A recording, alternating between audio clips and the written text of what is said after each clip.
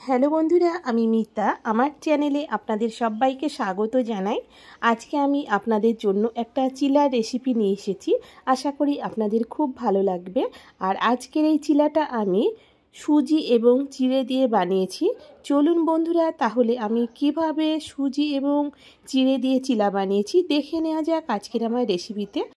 বন্ধুরা, অবশ্যই ফুল ভিডিওটি দেখবেন আর একটা লাইক দেবেন। আপনাদের একটা লাইক আমাকে নতুন ভিডিও বানাতে উৎসাহ জাগায়। আর আমি সবসময় ঘরে থাকা মশলা দিয়ে সহজভাবে রেসিপি করে থাকি। আশা করি আপনাদের খুব ভালো লাগবে।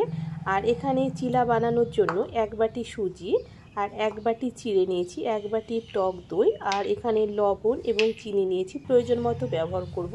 আর সবজির মধ্যে এখানে গাজর কুচি, পেঁয়াজ কুচি, ক্যাপসিকাম কুচি, কাঁচা লঙ্কা কুচি, টমেটো কুচি এবং ধনেপাতা কুচি নিয়েছি। এখানে প্রথমে আমি চিড়েটাকে চেলে নেব। দেখুন চিড়ে থেকে কতটা নোংরা বেরিয়েছে। এরপর একটা মিক্সার গ্রাইন্ডারে চিড়ে এবং সুজিটাকে গুঁড়ো করে নেব। আর এখানে চিড়ে এবং সুজি একই বাটিতে করে আমি মাপটা নিয়েছি। যতটা সুজি নেবেন ততটাই চিড়ে নেবেন, তাহলে চিলাগুলো খুব ভালো হবে। দেখুন এখানে খুব মিহি হবে না, হালকা দানা দানা হয়ে থাকবে, ঠিক সেই রকমভাবে আমি গুঁড়ো করে নিয়েছি। এখানে মিক্সার গ্রাইন্ডারটা ভর্তি থাকার জন্য আমি একটা বাটিতে কিছুটা চিড়ে এবং সুজি ঢেলে নিলাম। তারপর টক দই, লবণ ও চিনি দিয়ে আবারও ভালো করে বেটে নেব। এখানে মিক্সের বাটিটা ছোট থাকার জন্য আমি দুবার করে সুজি এবং চিড়েটাকে বেটে নিলাম। টক দই দেবার পর আমি হাফ বাটি জল দিয়ে একটা ব্যাটার বানিয়ে নিলাম। এরপর অল্প অল্প করে জল দিয়ে একটা মিডিয়াম ঘনত্বের ব্যাটার বানিয়ে নিয়ে আমি 15 মিনিট ঢাকা দিয়ে রাখবো। যেহেতু এখানে শুকনো চিড়েটাকে আমি মিক্সার গ্রাইন্ডারে গুঁড়ো করে নিয়েছি, তাই ঢাকা রাখার পর অনেকটাই জল টেনে নেবে। আর দেখুন ব্যাটারটা ঠিক এরকম রাখতে হবে। আমি প্রয়োজন পড়লে আবারও পরে জল দেব। দেখুন 15 মিনিট পর এখানে চিড়ে এবং সুজিতে অনেকটাই জল টেনে নিয়েছে। এরপর কালারের জন্য আমি চা চামচের হাফ চামচ হলুদ গুঁড়ো দিলাম। এখানে ব্যাটারটা অনেকটাই জল টেনে নিয়েছে। যেহেতু আমি এখানে শুকনো চিড়ে ব্যবহার করেছি, তাই অনেকটা জল টেনে একটু জমে গেছে। তাই অল্প অল্প করে জল দিয়ে আবারও একটা মিডিয়াম ঘনত্বের ব্যাটার বানিয়ে নিতে হবে। আর ব্যাটারের ঘনত্বটা আপনাদেরকে দেখাচ্ছি। এখানে একসঙ্গে জল দেবেন না, অল্প অল্প করে জল দিয়ে একটা মিডিয়াম ঘনত্বের ব্যাটার বানিয়ে নিতে হবে।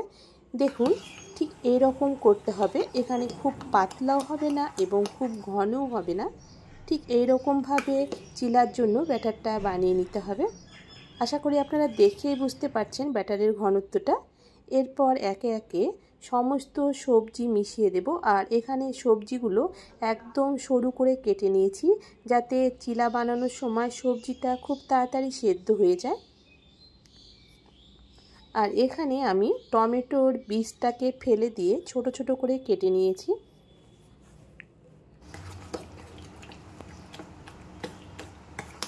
দেখুন এখানে সবজি দিয়ে আমি 1 মিনিট থেকে 1.5 মিনিট সময় নিয়ে ভালো করে ফেটিয়ে নিয়েছি। এরপর 1 প্যাকেট ইনো দিলাম।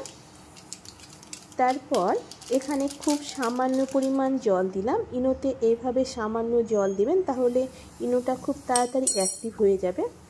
ইনো দিয়ে ভালো করে এখানে ব্যাটারের সঙ্গে মিশিয়ে দেব। আর ইনো দেবার সঙ্গে সঙ্গে এখানে চিলাটা বানিয়ে নিতে হবে। ইনো দেবার পর রেস্টে রাখবেন না, ইনো দিয়ে ভালো করে মিশিয়ে নিয়ে এখানে চিলাটা বানিয়ে নিতে হবে।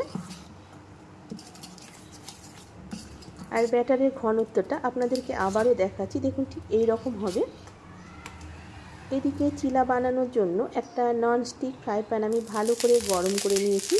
তারপর খুব সামান্য পরিমাণ তেল ব্রাশ করে নিলাম। তারপর 1 হাতা করে সুজি এবং চিড়ের ব্যাটার দিয়ে গ্যাসের ফ্লেমটা মিডিয়াম টু লোয়ের মাঝামাঝি রেখে প্রথমে 2 থেকে 3 মিনিট ঢাকা দিয়ে রেখেছিলাম। আর ওপরের দিকটা যখন দেখবেন শুকনো হয়ে গেছে, ঠিক সেই সময় উল্টে দিয়ে আবারও আমি মিনিট 2 ঢাকা দিয়ে রেখেছিলাম।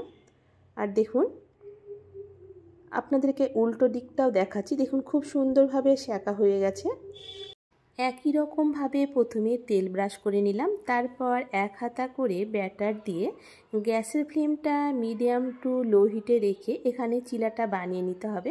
এখানে গ্যাসের ফ্লেমটা মিডিয়াম টু লো হিটে রাখবেন, আর ওপরের দিকটা যখন দেখবেন এইভাবে ব্যাটারটা শুকনো হয়ে গেছে, ঠিক সেই সময় উল্টে দিয়ে আবারও মিনিট 2-3 ঢাকা দিয়ে রাখবো, তাহলে চিলা খুব সুন্দরভাবে হয়ে যাবে। আপনাদেরকে আবারও বলছি, এখানে গ্যাসের ফ্লেমটা মিডিয়াম টু লো হিটে করে চিলাটা বানিয়ে নেবেন, তাহলে ভেতরে সবজিটা খুব সুন্দরভাবে সেদ্ধ হয়ে যাবে। আর দেখুন একই রকমভাবে আমি সমস্ত চিলাগুলো বানিয়ে নিয়েছি, আর দেখে বুঝতে পারছেন চিলাটা কতটা নরম হয়েছে। আপনারা চিলাটা এইভাবেও খেতে পারেন, আবার সস দিয়েও পরিবেশন করতে পারেন। আর আজকে আমি এই চিলাটা সস দিয়ে পরিবেশন করব। আশা করি আমার আজকের এই চিড়ে এবং সুজি দিয়ে চিলা আপনাদের ভালো লেগেছে। আর বন্ধুরা, আমার আজকের এই চিলা বানানো কেমন হয়েছিল অবশ্যই কমেন্ট করে জানাবেন। আর আমার চ্যানেলে নতুন বন্ধু হয়ে থাকলে চ্যানেলটিকে সাবস্ক্রাইব করার অনুরোধ রইল। আজকের মতো এই পর্যন্ত, দেখা হচ্ছে পরবর্তী রেসিপিতে।